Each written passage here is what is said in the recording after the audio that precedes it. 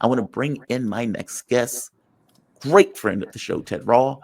He's a political analyst, syndicated columnist, and host of TMI, Too Much Information, with the great, the one and only, the magnificent, the beautiful Manila Chan. Ted Rall, what's going on, my man? How you doing this morning? You doing all right? I'm doing good. I'm enjoying probably the last truly cold day of 2025. So it's scheduled to warm up. Yeah, it's going to be chilly. It was freezing last night. I was at my mom's house. And it was funny. I was at my mom's house when Garland hit me up. And he says, hey, did you see that Trump stopped all military aid to Ukraine in response to Zelensky's hissy fit at the White House? Yep. And I expected this on some level. I mean, in fact, Garland and I had preempted it when we were talking initially. There's a part in the conversation at that meeting where Donald Trump says, I've empowered you to be a tough guy. I've empowered you to be a tough guy. And when he said that, I was like, uh-oh, what that means. Right here, this clip. Yeah, right here, this clip. Because what that means is you have taken a certain tact based purely upon what I have allowed and what the other idiot in office allowed prior. Mm-hmm. Fair enough. Things are going to go bad for you if you keep this up. Okay, well, what does he mean things are going to go bad for you? You're going to fight it out on your own. That's what he means. And this is part of the tragic interview that initiated this. The problem is I've empowered you to be a tough guy. And I don't think you'd be a tough guy without the United States. And your people are very brave. But you're either going to make a deal or we're out. And if we're out, you'll fight it out. I don't think it's going to be pretty, but you'll fight it out. But you don't have the cards. But once we sign that deal, you're in a much better position. But you're not acting at all thankful. And that's not a nice thing. I'll be honest, that's not a nice thing. All right, I think. And he told him right there, all right, look, if you want to be this guy, you can be this guy without us. You don't have the cards. And yeah, that's effectively what he did. You're going to fight it out. You're going to fight it out without us. So right now, you're not getting any military assistance. Did you get that ham sandwich from us? Give me that. Did you get that tank? Give me that. Like, they are literally clawing back stuff. Like, even stuff that is in like Poland or somewhere that's about to be deployed, it all stops. Billions of dollars of weaponry, materials, assistance stops on a dime. Mm-hmm. He's going to have to fight it out. Now, Zelensky later was like, after talking to his European idiots, said, okay, I'll sign the deal. And as I pointed out to my mom, I was like, well, it's too late. You can't sign the deal now. Trump doesn't, like, this has gone beyond the deal. You have insulted Papa in his cathedral, and he is going to require you to eat some ass before you get back into his good graces. Trump is going to be standing there with the spoon at the White House door. All right, you ready? You ready? Cameras, are you watching? Get in there, Zelensky. Get in there. Get in there. Get in there. Clean it out. Because this has gone beyond. You've insulted him. That's the way they're talking about it. You've insulted us. Mm-hmm. And on top of insulted us, you are not welcome back until you're willing to agree to peace terms and to apologize on camera. That was the other part. You need to apologize on camera. And you need to agree to peace terms. And don't come back to the White House unless you're willing to do so. Give me a take on this. I'm fascinated by this. Zelensky has stepped in it on this. Yeah, well, he sure has. So I have a bunch of stuff to say about this. I mean, first of all, Zelensky violated the rule of the parking garage that I used to be in Lower Manhattan. Every floor, there's a sign that says, know your level. And I always thought, in other words, remember where you parked your car. But I look at it more, metaphysically, like know your level in life, right? So when Zelensky goes into that Oval Office meeting, he's a supplicant, right? I mean, and he didn't act like a supplicant. He's acting like he's entitled. And it's like, well, but you're begging, right? You've got your little tin cup, and that's what you're doing. So he doesn't seem to know his level, or his shtick has been to pretend like he doesn't know his level. He probably does know his level. So there's that aspect of it.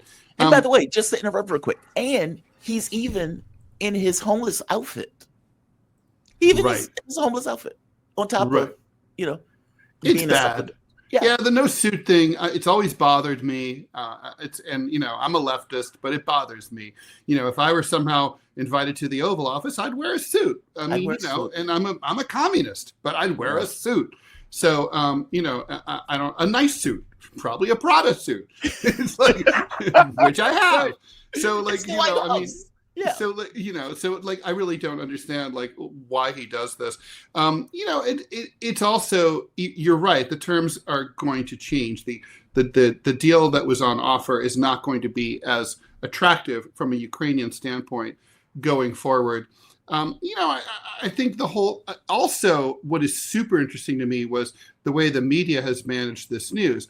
Most people saw that 10-minute clip, and that's on American television. 10 minutes is a long time for a clip.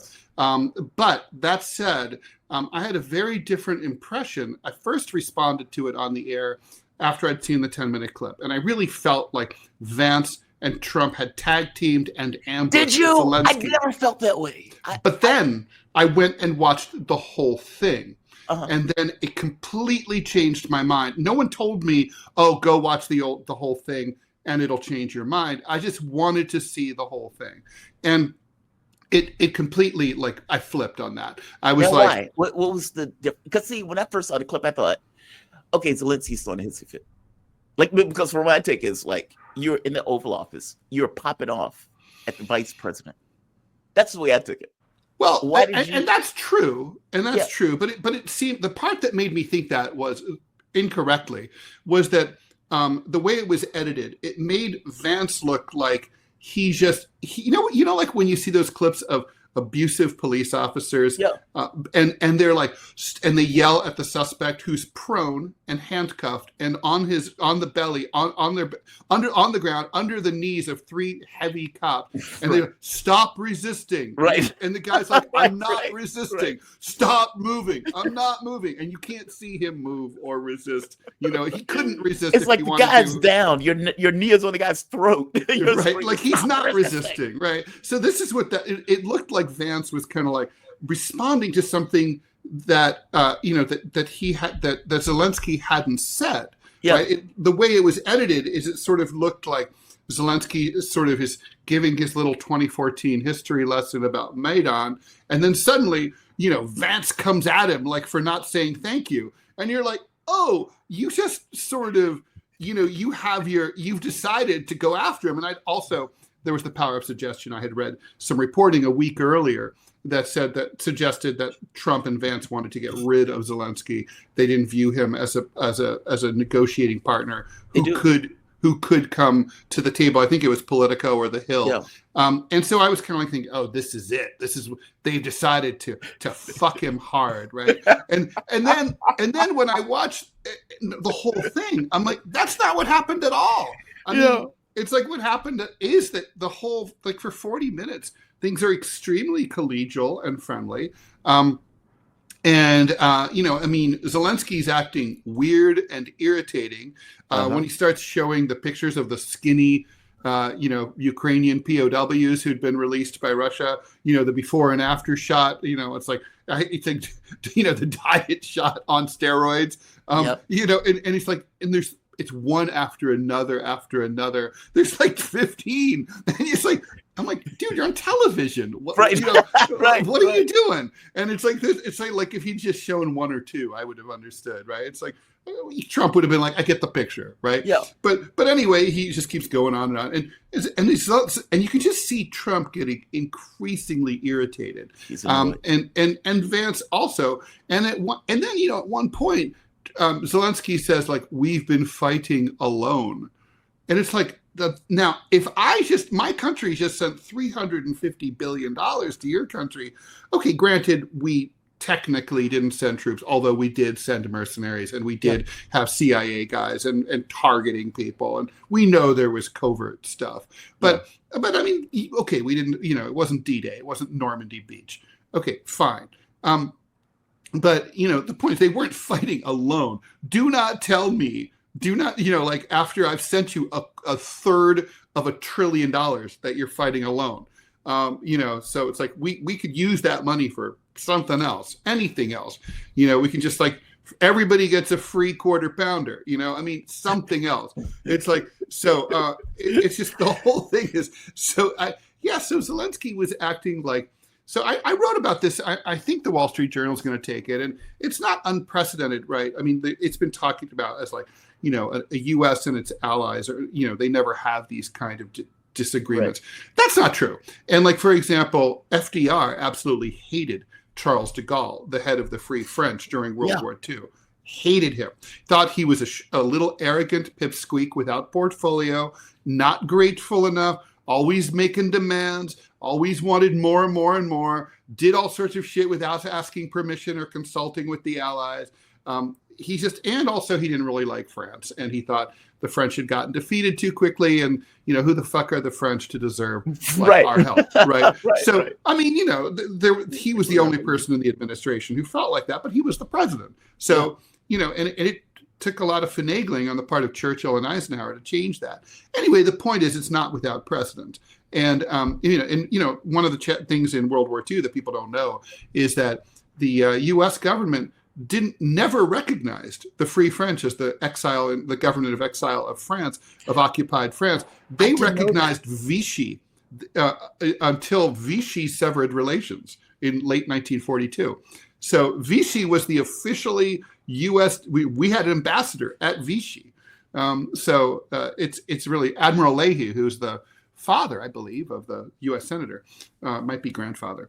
I did not know that, Ted. Yeah, so it's like it's an interesting little chapter in history, and I mean, the details of it are crazy. Like the U.S. planned. I don't want to go down that rabbit hole, but the point is that getting back to Zelensky, he obviously has decided his method is similar to de Gaulle's, in that de Gaulle realized that he didn't have a close friend in the White House. So he took his case directly to the media. He fundraised across the United States. He was popular in the press. Sound familiar? That doesn't work in this case. And the press. I'm sure Zelensky, as a student of history, because everyone is outside of the United States. I'm sure he knows about the de Gaulle example. I'm sure he does. So. 100%. He even dresses that way. I think Zelensky has gotten so accustomed to, hey, come and give a speech to Congress. Hey, come shake my hand. Hey, you're so great. You're the Winston cover of Vogue. Yeah, the Vogue magazine cover. I mean, I think he got so accustomed to that over the years. The star treatment. But I think he thinks public opinion is the key to American support. And it's like, that's public opinion matters, but not when you're Donald J. Trump. Exactly. Donald J. Trump gives no shits temperamentally. But on top of that, because of the unique circumstances of what happened to him over the last 4 years and him defeating all that and becoming president anyway, he owes no one anything. And he's in his second term. He's a lame duck. He does not care what the media has to say about him. The media hates him anyway. So he doesn't. So he just does what he wants, and that I think is the calculus that Ukrainians fail to see. And more importantly, Trump won the election on ending the war. True. Meaning, it was part of it. Yeah, it was part of it. Meaning the American public said, "Yes, we want this war over with, full stop." And so Zelensky making this pitch to the public doesn't matter. It doesn't matter. Like it's so off base. It's Trump giving you money, not the public. As you pointed out, Trump is a lame duck. He doesn't care. Meaning, even if the public was against him on it, he ran on winning, on closing the war. And he doesn't expect, I don't think, to do anything his last 2 years. I think the midterms do not worry him at all. He's doing it all in the next few months. And right here, this maybe Zelensky didn't see this. This is CNN going over the approval in regards to the Ukrainian war. Listen to what he's saying. Compared to how they felt about Joe Biden. So this is the net approval rating. You look at Joe Biden back in 2024, he was 22 points underwater. Holy cow. You look at Donald Trump, it's just a different planet entirely. I mean, the gulf between these. Yeah. Trump is up 2. Joe Biden was in the tank, negative 22 on this issue. And so if you are Trump and you're looking at that, you're gold. Meaning the public backs what you're doing on this issue. And so regardless And of why wouldn't they? It fits all the metrics of the way Americans feel about war. It's like it's been going on for a while. We're losing, and the economy is bad here. So people feel that the economy is bad. So they don't like to see money going overseas. When those things happen, support for war goes away. And the other guy was pushing into a nuclear war. That too. Right. Like meaning although the interesting thing is Americans are still very like negative about Russia, right? Like they don't they don't trust. It's hilarious. They don't trust Putin. It's like, okay, but name one time when Putin ever made an agreement that they don't know that he broke or lied about. I mean, he doesn't, like Putin doesn't lie. He just doesn't. It's not his bag. He's a lawyer. I would imagine he lies like a lawyer if he does, if that makes sense. Yeah. It's what he leaves out. Yeah, right. right. It's the gray areas of things, right? But I think honestly, it's like, I love that stupid thing. Well, all my liberal friends, my Democratic friends are all like, well, you can't trust Putin. It's like, so you can't, I'm like, well, okay, by that standard, then no one can ever have a negotiation with anyone. No one can ever buy a house from anyone and trust that the seller is going to do what they said in the contract. Right. No one can ever settle a war because, the two sides, why did the Americans trust the Japanese to keep their end of the surrender agreement? Because you have to. Yeah. Otherwise, you can't move forward as a society. It's ridiculous. Also, the opinion is a bit rich considering we blow off agreements in a heartbeat. Yeah, JCPOA. It's projection. Yeah, missile agreements gone, Minsk agreements gone. But like we don't care. We would blow those things off in a heartbeat. So it's a bit rich that they're saying, "Oh, we can't trust Putin." But you are right. The polling that came out on trusting Putin, I think it was like 80% or something like that, distrusted. It kind of blew me away. I was like, why? Yeah. It's propaganda. It's purely propaganda. Pure propaganda. Like, because those people I would wager to you that most of them couldn't think of one agreement. I just wrote my column about this yesterday where it's like, everybody said, Russia's trying to put the band back together. They want the Soviet Union back. So I have all these quotes, right, where Putin's saying exactly the opposite. Yeah. Like, he's like, anybody, like his famous quote is, he's paraphrasing Disraeli, where he says, anybody who doesn't miss the Soviet Union is cruel. Anybody who wants it back is stupid, right? And it's like basically like nobody's bringing back the Soviet Union. Nobody wants to. It's not our aim. We don't want to. It's not practical. It doesn't make any sense. He says it over and over again. And then he's misquoted, and they always talk about the first part of that equation. Well, he said that it was a catastrophe. The collapse of the Soviet Union was a catastrophe. It was a geopolitical catastrophe, and not just for the Russians, for the world. I mean, I would argue that it fucked over the United States because it made us. We no longer had a socialist competitor, a different ideology, a different way of doing things to compete with in the marketplace of ideas. And it made us fat and arrogant. And we stopped trying and working as hard to make our ideas work and compete around the world. Yeah. Federation before met the Jamarl. It was a golden age. And we got our ass kicked. Or the Federation got his ass kicked in the war. You are absolutely right. Zelensky is absolutely screwed. I think he played it wrong, and on some level gave Donald Trump a free hand to do what he wanted to do anyway, which is to cut aid and let them figure it out on its own. Europe has been this gave Trump cover with the Republicans who might have been a little bit doubtful about cutting Ukraine loose. It doesn't change anything with Democrats who don't like him anyway. Right.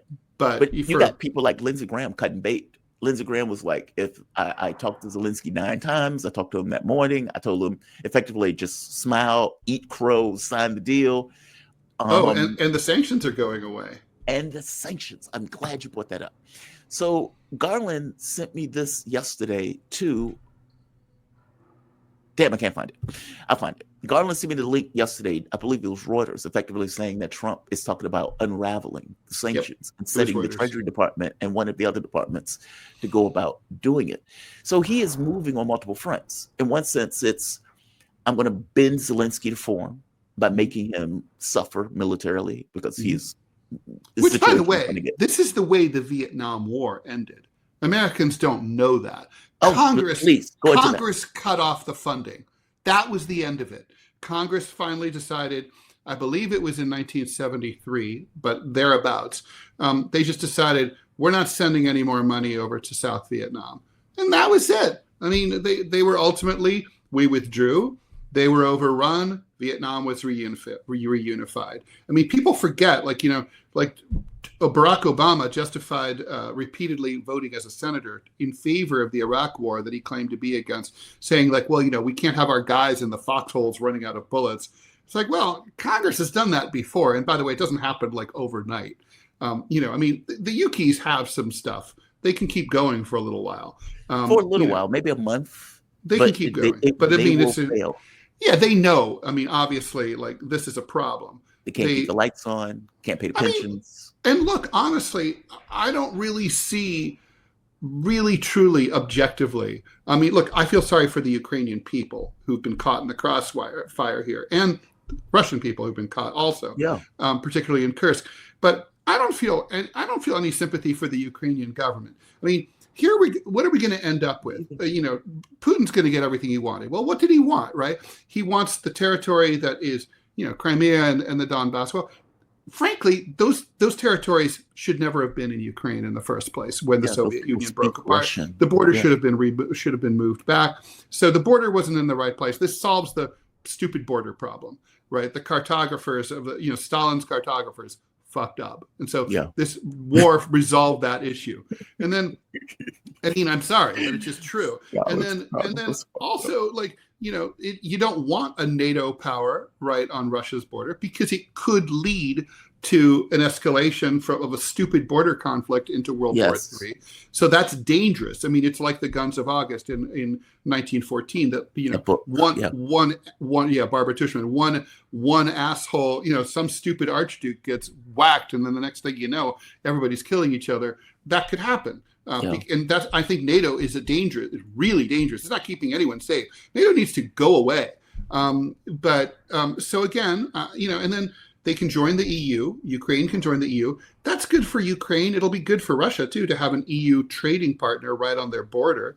I mean, it's like, it works. It's a good settlement. I mean, it's not like they're asking for, Trump's asking for more from Ukraine than Putin is asking for. I mean, Putin's not asking for reparations.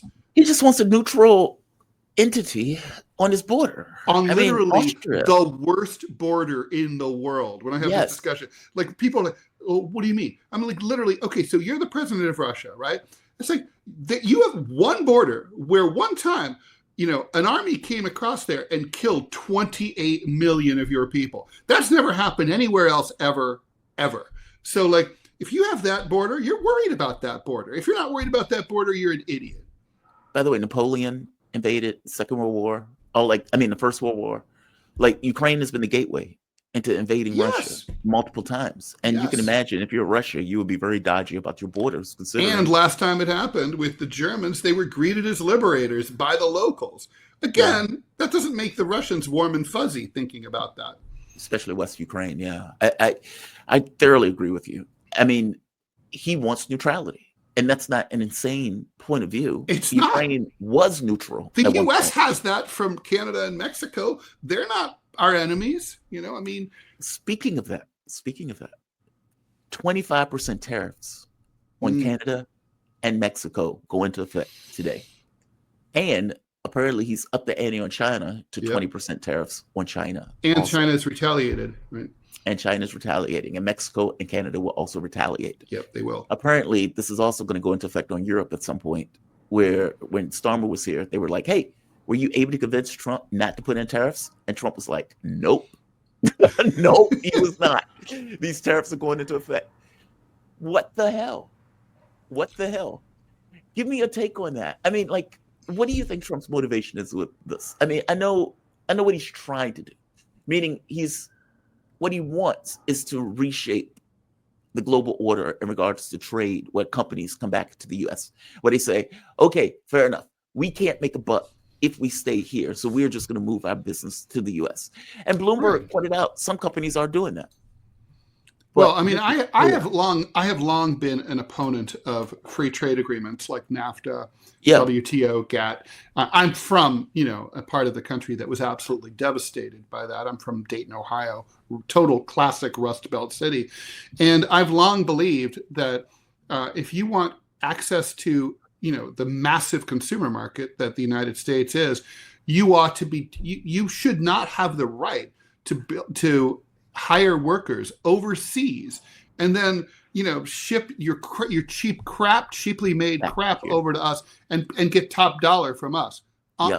No. I mean, so I think that's what Trump has in mind. I mean, it hurts my brain because I agree with him on so many things.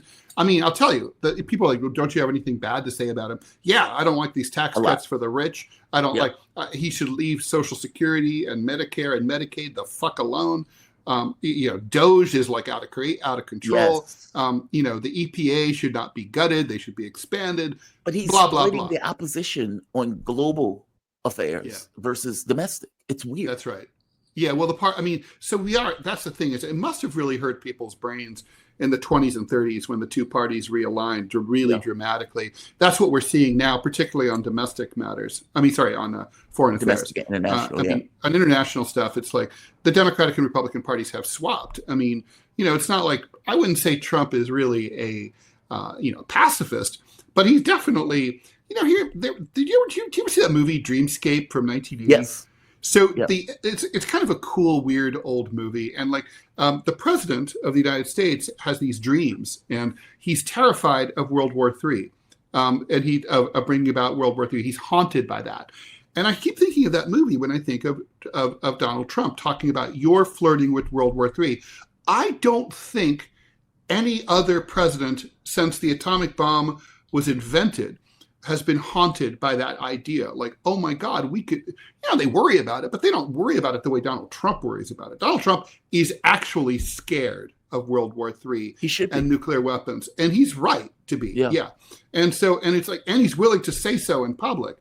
I love that. I think I also love, he's not wrong. I mean, basically when he talked about the, you don't hold the cards. I want to answer your question really directly. I think what Trump is on about here is basically saying, like, the post-war order, a lot of it has involved the United States writing some big checks, right?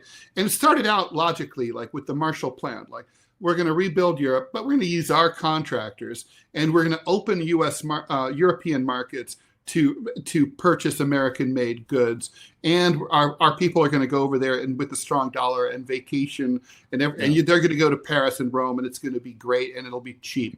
And that post-war consensus continued after the devastating defeat in the Vietnam War, and we started having energy shocks in the 70s. And a growing disparity between rich and poor, which has stagnated economic growth in many respects in the United States.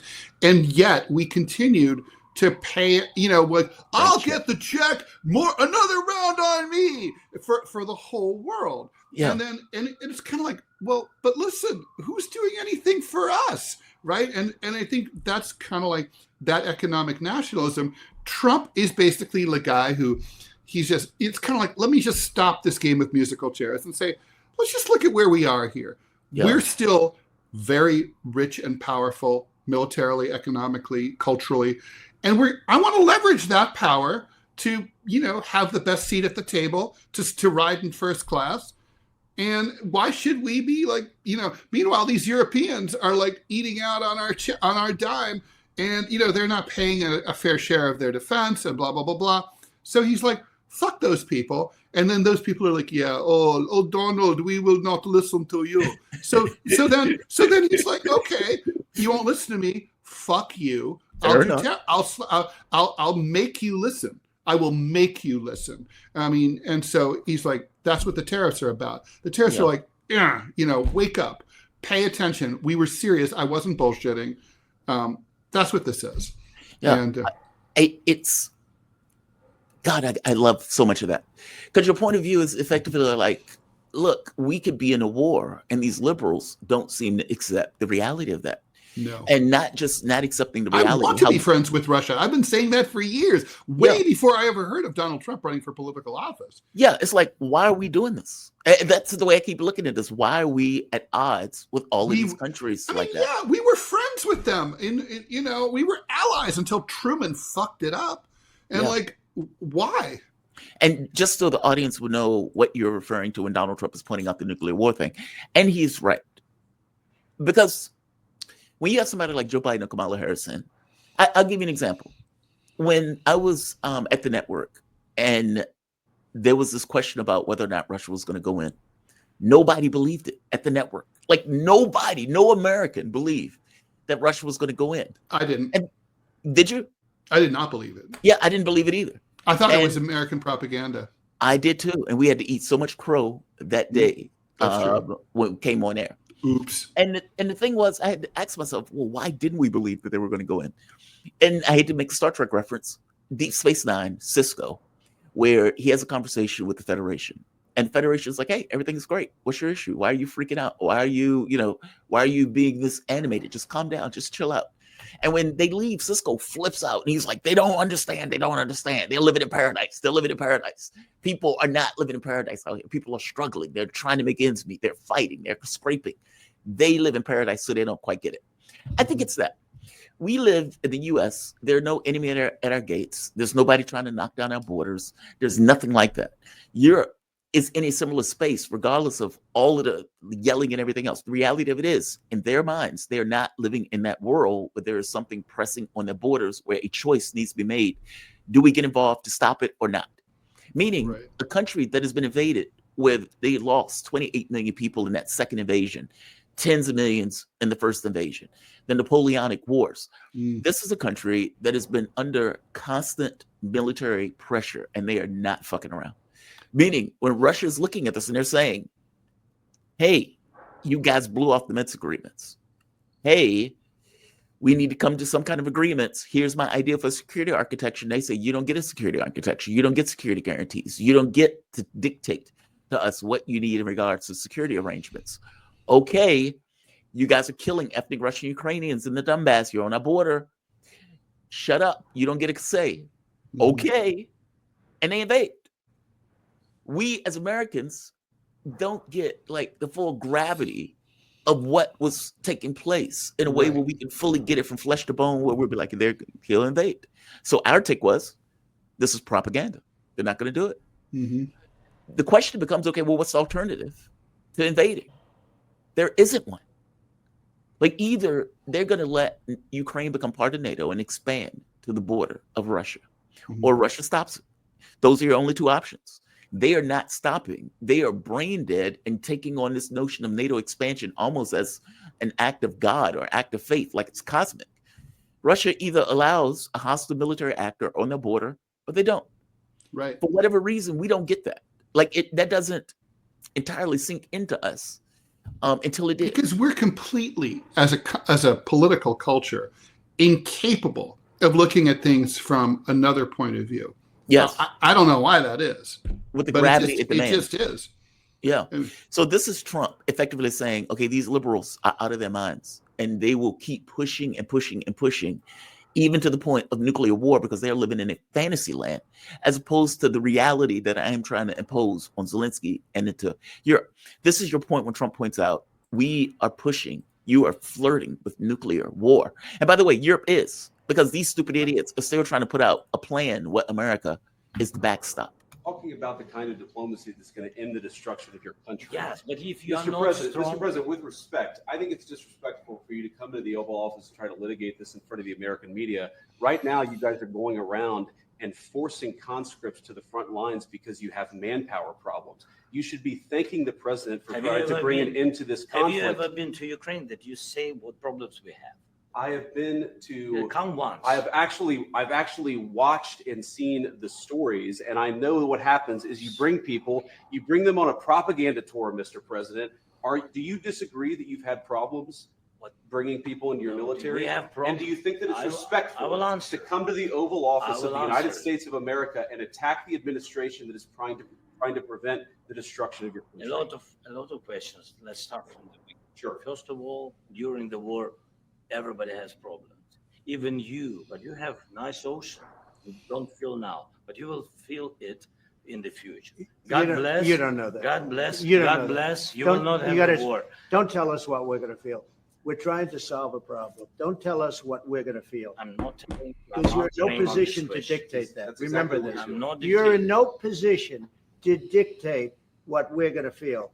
You We're will- going to feel very you will good. feel influence. We're going to feel very I'm good and telling very you, strong. You will feel influence. You're right now not in a very good position. You've allowed From the yourself very- to be in a from very the very bad position, beginning and he of the happens war. to be right about From it. the very beginning of the war. You're not Mr. in a good Rall, position. I You don't was have in the cards right now. With us, you start I'm having not playing cards. But cards. right now, you I'm don't. very Yeah, you're playing serious, cards. Mr. President. You're I'm playing very cards. serious. You're gambling I'm with the president lives of anymore. millions of people. You think- You're gambling with World War What else- III. what you You're speaking about? gambling with What are you World speaking War about? III. And We- what you're doing is very disrespectful to the country, this country. I'm It's with back all to you. respect to your Far country. more than a lot of people said very they respect. should have. Have you said thank you once? A This lot entire of meeting? times. No, in this That's my president. That's my president. That's my president. That's what, when I watched that, that's what I thought. That's my president. Good job. Do that to Netanyahu, please. Oh, That's what I yeah. wanted, right? But Yeah. in that moment, that is my president. And I don't know what's going on between Bibi and Donald, but I suspect it's not the same, right? It's not the same dynamic. But I do Unfortunately. suspect there are disagreements. I have no I think reason there are. to say I that. think all things being equal, Trump probably wants the ceasefire to last. Even if he backs Netanyahu to the hill, he probably wants it to last. Yeah. I guess my thing with that is an intervention. And that is him pointing out, dude, you are trying to entangle the United States into a third world war. You trying to get into NATO is trying to bring the world to the brink of a And third I've world war. already decided how this is Yes. going to end. Yes. And this isn't a negotiation. Not This is- between it's a you and ringer. me. Yeah. This is what's what. You're going to agree or fuck off. That's And what he's this at is the about. fuck off stage. He's Yeah. at the fuck off stage. I love this. I've never heard a president do this. And what I mean by that is to be like, look, we are playing around with countries with all of the nuclear or most of the nuclear weapons in the world. Mhm. We have at the point where we're firing missiles into Russia, and Russia has fired off the Orezhnik as an example and a warning that this can happen to European capitals. Mhm. Why are we continuously pushing in a direction where we've lost? Meaning, not only have we lost the war, the only thing that you can get out of this is a nuclear war that would change the context on the ground. We need to acknowledge that and move forward. And Europe is like, we don't want to acknowledge that. Zelensky is sitting here, I don't want to acknowledge that. So Donald Trump said, okay, fair enough. Handle it on your own. Figure it out. And, And you know, if they I gotta could say, figure it I out- don't even understand really what, from the European standpoint, besides the benefit of selling more weapons, what is the point of this, of continuing this conflict? I mean, what could Ukraine possibly get from continuing it? Are they going to recapture a substantial amount of territory? No. No. So what is there to be gained? I mean, this is I going to think go they've on. cognitively associated themselves with the war. Like Joe Biden. Like, is there any situation that Joe Biden could walk away after we're with you for as long as it takes? It's $300 billion. Ukraine was an unprovoked war of aggression. Like, you spend 3 years breathing, inhaling that, explaining that to your populations, and getting your local populations to suffer under that argument. And not just suffer under that argument. If you look at the businesses in Germany that were collapsing, the businesses in Europe, they were going belly up because they couldn't afford the energy costs. And then you turn around and say, okay, now let's end the war. How do you do that?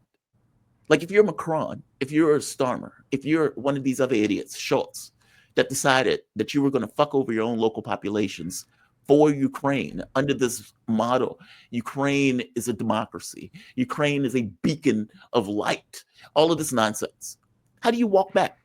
It's very hard. Yeah. You know, I guess I didn't think I was going to mention De Gaulle twice in this broadcast, but you know, the way you would do it, and it's very rare, right? Most of the time when a country has a failed war, there has to be a change of power, a new ruler comes in, a new president or whatever, It's Trump. and Yeah. and that's Trump. And so that's clearly what's happened here. De Gaulle, he's an exception. He was a huge proponent of of Algeria being in France, very militantly so.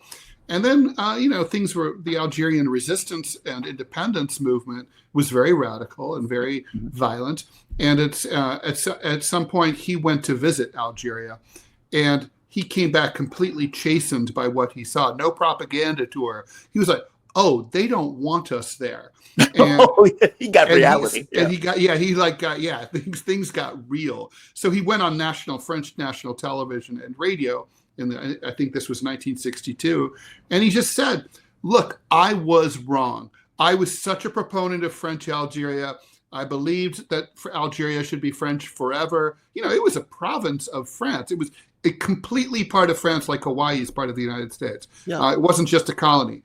And he was like, nevertheless, I was mistaken. We're getting out of Algeria. We're going to help the new Algerian independence government with training and money so that there's a smooth transition and they do okay after we're gone. And their people were so pissed at him that his own generals tried to assassinate him. The Day of the Jackal is like a fictionalized version of those assassination attempts, which were all the time. His own military was constantly trying to kill him. And so, because they were so pissed, they viewed him as a traitor for that. But that's what you do, right? That's the point. The fact that it's hard and it's an exception is, makes your point. Basically, nobody does that. How do you admit? Nobody does it. How could Johnson knew that the war in Vietnam was lost, but he couldn't order the withdrawal. Nixon could do it, but only later. Yeah. They are in a fantasy land. That's my take. They are just, and they don't want to admit that, and they don't want to admit it, and so they keep pushing Trump over and over. And then they have this mineral deal that's not a mineral deal. Also, they want to keep fucking with the Russians. It's not about Ukraine winning. They don't care about that. It's about fucking with the Russians. And they believe that they could do so at a distance and using the U.S. as a backstop to do so. It's the Brzezinski thing all over again. Yep. In Afghanistan. It's wild to me. Give me your take. When you saw the sanction thing, so right here, Trump administration weighs lifting sanctions on Russia. The possible plans are reportedly part of the president's effort to improve ties with Moscow and in the Ukraine conflict. Now, he is doing this outside of anything going on with Zelensky and outside of anything going on with Europe.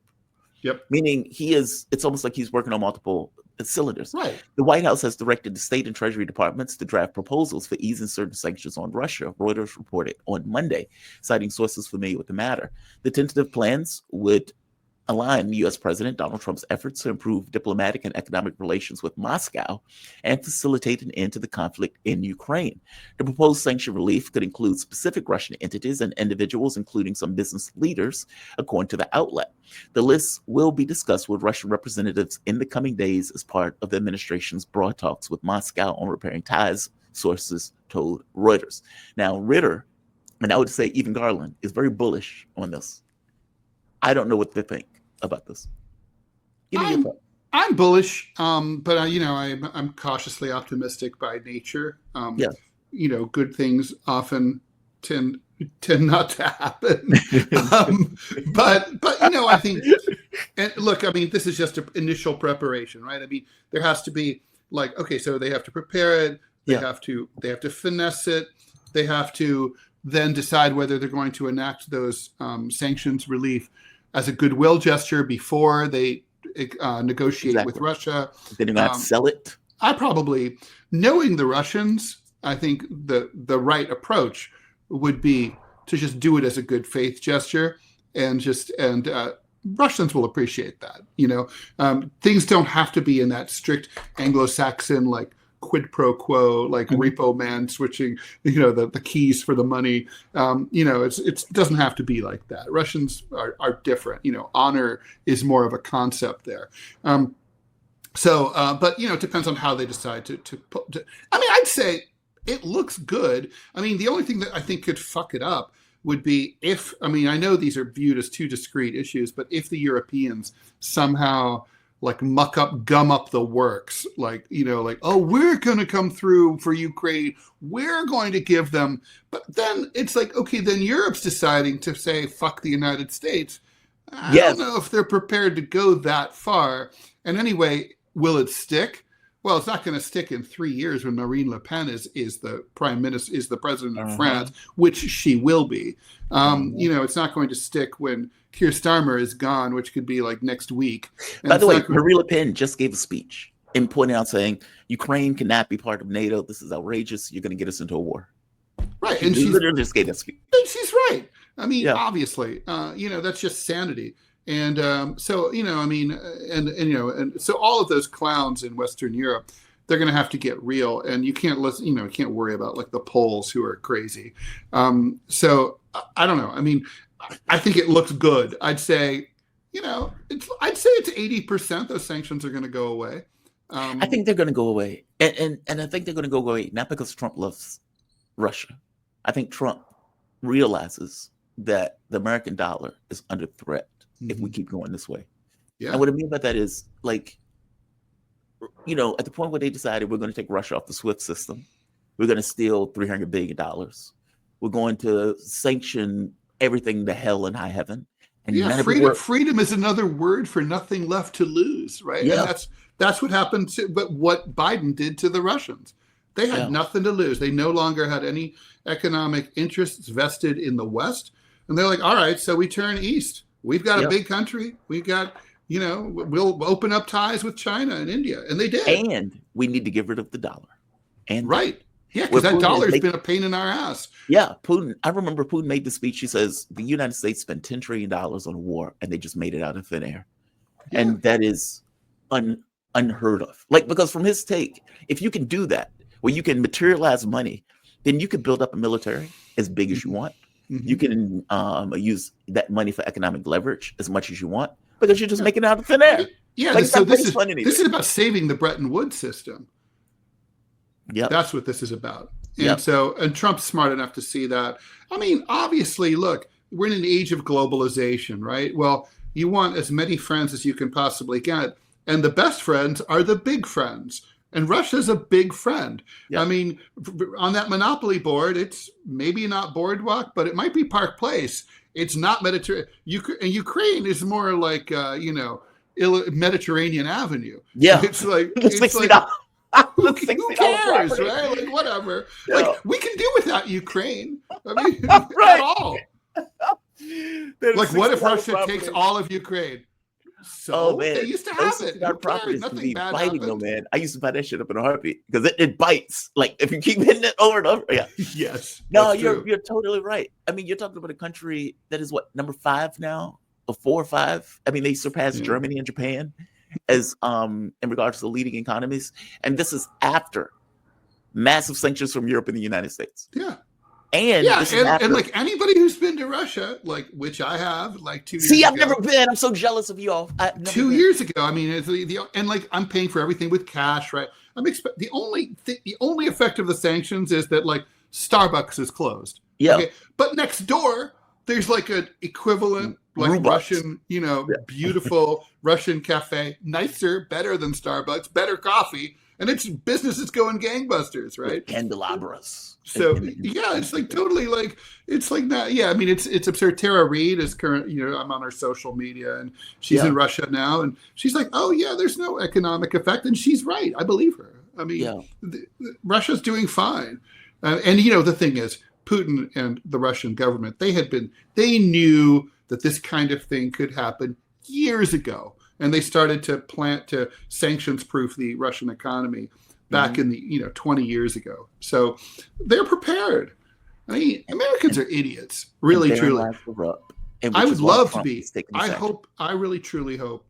I mean, look, the key here is really step one. Like, normalize relations with Russia, right? Step one, bring up some economic ties, but we should have some cultural exchanges.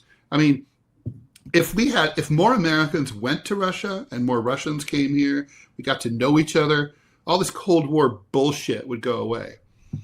I'm curious, what is your hook into Russia on this? I think I know mine. I think mine was chess. Like, when I was growing up playing chess, the stuff that I studied was from Russians. Like if you're like, from the Soviet era, where you're thinking of like Alkaline, Tau, Botnovic, like all of these, like Petrosian, these masters of the game. And, there was a movie on Queen's Gambit. Yes. On HBO. Oh, it is so good. She is so attractive. And she was so good. The person who she's representing is not American, though. It's a Georgian woman. And it's like, as you listen to that, and she went to the Soviet Union, and you had the US effectively feeding her propaganda that she did not care about. And she was there. And there was this kind of interesting dynamic of her being a part of this culture, accepting it for what it is, and yet not necessarily attending to this kind of geopolitical stuff that's taking place around her. And the thing with chess, the geopolitical part of it was always built into it. I mean, Alkaline doing propaganda for the Germans. Some people on a bus get picked up because they have chess notation and the cop thinks that they're spies. Russia using it as their way of saying this is how much smarter we are than the rest of the world because they just dominated the chess scene. It is fascinating. But that was my hook into it. If I look back into it and I think to myself, okay, why am I open in this way? Why do I not feed into the propaganda that typically comes out of my country? Or why do I not feel like the 80% that distrusts Russia as a just basis of operation? I think it's that, at least for me, at least I think it was. What do you think your hook was into this? For me, it was, so I was born in 1963. So when the Soviet Union collapsed, I was almost 30 years old. And so for me, I grew up in the Cold War, duck and cover, the whole 9 yards.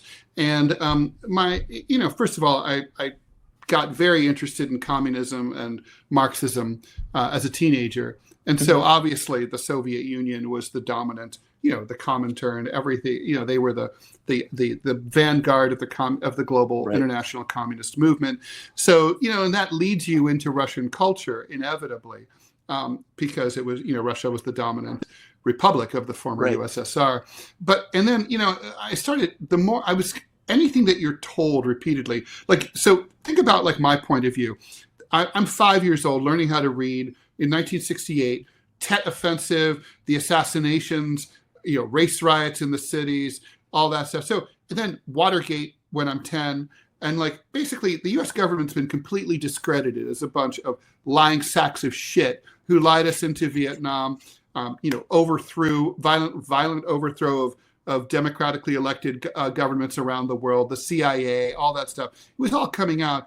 So, so when these assholes are basically talking shit about the Soviet Union, it naturally makes me think, could it be that maybe they're lying about this as well? And so then I started investigating, and everything I learned my father was really interesting. He was a right winger. He was a creature of the Cold War. He was high ranking U.S. Air Force guy. And he was as far right wing Republican as you could possibly get. And when he told me, he's like, it's all a lie about we have to spend a lot of money on the military to catch up with them. It's the other way around. They're spending a lot of money to keep up with us. The missile gap. The arms race is we're causing it. And this is a guy who's he spent his entire life working for the U.S. military and for defense contractors, and he's a right winger. And he's so if he's saying that, then it's true. It's a hunt, take it to the bank, right? And so, so then I met people who'd been, and then I got the opportunity to go as an adult, and I went right before the collapse and right after the collapse, and I really I like Russians. I like the Russian language. I'm not really good with languages. I had real trouble taking Spanish in college, but somehow Russian I take to it. So I don't know. It's it's just sort of it's not something I planned or anything. Yeah. But my mom also learned Russian, and she talks a lot about. She was a polyglot. She taught herself Russian out of this ridiculous book called Russian Made Simple, and she could talk to Russian people. She talked 7 languages. She was Are you ridiculous. serious? So yeah, she could speak fluent German, Spanish, Russian, even German, which is a bitch to learn. So Yeah, anyway, so that's a harsh sounding language. yeah, It's funny. it sure is. She Russian's amazing because it's got all the roughness of German, but all the softness of like French of a romance. Like it can do both. Yeah, it's funny when you ask people what's the harshest language, it comes back German. But I think it's because of Hitler. Because when they think of German, they think of Hitler like losing his mind. Right? Well, Cantonese is not exactly a very pleasant sounding language either. Yeah, I wasn't a fan of Vietnamese. I gotta be honest, I wasn't a fan. Like when I was there, I wasn't a fan of the language. It's the like I'm not gonna do that. I was about to do I was like, it sounds like this. It sounds like that to me, right? It doesn't sound like Chinese that to people say that Cantonese sounds like chickens talking. Yeah. Okay, we're being pretty brutal as Americans, right? Yeah. But it's just the way it sounds to us. It's not like for example, I love German language from women in Austria because they speak German also, but it sounds different when women say it. I don't know how to explain it. Annalena Baerbock is an exception. She's a lunatic. But my ex, I love the way she talks. I'm a sucker for it. Ted, I'm going to let you go because we are coming to the end of the show. I mean, the end of the hour. Man, I always appreciate these conversations. I always learn so much from you. You're such a learned man. Like your understanding and knowledge of history always blows me away. I always fascinated by it, and I always appreciate it. Thank you, Jamarl. Appreciate it. I love coming on anytime. Oh man, thank you. You're fun to talk to. Safe. Have a good one. Come to New York and let's come. You can stay at my place. Let's hang. You know what? I might take you up on that. I'm homeless right now, so. Oh, so I hear. Yeah, so come up for a few days. Yeah, my kid's in college. His room's available. I might take you up on that just for a day or so. I'm on the Upper West Side. You know, it's easy. Take the train to Penn Station. See, I always loved going to Chess Park in New York. Oh yeah. Oh God, I love it. I remember Washington Square Park. Yeah, Washington Square Park. I remember this guy said, "Yeah, let's play." He wanted to play for money. Okay, fair enough. I mean, at the time I'm a monster at the game. I played like master level at Blitz at the time. Those guys are insane. They're so fast. Yeah, I destroyed that guy. And he was like, "You didn't tell me you were a title player." I was like, "Well, I'm not a title player. I just, I could play." But that's irrelevant. You're so New York. He's pissed that he lost. Yeah, but you're sitting here with a chessboard trying to play people for money. How are you? that's what that can happen. You can lose. It's part of the game. I could. The hustler met the hustler. Yeah, but Ted Rall, political cartoonist, syndicated columnist, host of TMI, Too Much Information. It starts at 10 a.m. Check him out immediately after the show goes off with the great, the one and only, the beautiful, the awesome Manila Chan. Ted, have a good one, man. Be safe. You too. See you later. Have a good rest of the show. All right. Thanks, man. All right. We have come to another break. I would like to offer, beseech, request that you like the show, hit the like button. You can support this content through PayPal, Patreon, Super Chat, memberships, all of those things. All of those things will be read, providing they're not sexist, racist, or bigoted. All of them dramatically helps the show. These shows are often demonetized, so what you give essentially keeps this content going, and you have my deepest appreciation for it.